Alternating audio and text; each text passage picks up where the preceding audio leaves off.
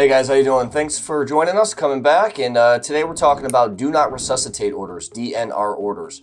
So basically what this means is an individual who has consulted with their physician has decided that in the event there's a respiratory or a cardiac emergency that they encounter, they do not or they will refuse consent. In other words, they will have a DNR, right? A DNR order, which means do not resuscitate. Usually, and again, I don't want to frame this in a way where it's like general, but usually this is, terminally ill people, people with chronic conditions, people that are end of life, and they consult with a physician, and a part of their health care is to have a DNR in place, right? So what this means is anybody, lay rescuer, healthcare provider, when they see that this is a, bracelet or necklace or something along those lines, that there's a DNR in place, this is going to be prescribed for respiratory arrest, so breathing emergencies or airway emergencies, and cardiac arrest, so cardiac emergencies, right? So sudden cardiac arrest, things like that. This is a state-to-state law, so it's really important for you at the local level to make sure that if you're in a healthcare system or setting, you have a protocol in place for this you want to be made aware of.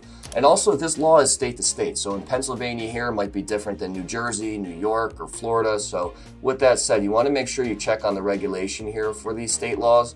But in any sense, this is the end-of-life care legislation, basically saying that these are the wishes of an individual to not be resuscitated in the event that there is a breathing or cardiac emergency.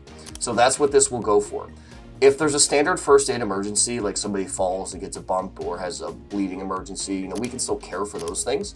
These are end-of-life orders, again, that are signed off and prescribed, really it's prescription from a physician. So they've consulted with a physician, they have this order in place, and again, they're basically saying that we refuse consent for respiratory and cardiac emergencies. It is what it is, right? So that's what a DNR is, and we want to make sure, again, that we are checking on local protocol and state legislation here, because this can be different from state to state in terms of, how to properly treat and care for these situations. But globally, that's the big picture and gist of, what a DNR is. Just wanted to throw this video together because we do get that question quite a bit in the event of a cardiac emergency specifically. So hopefully you guys enjoyed today's video, found some value in that. Thanks for joining.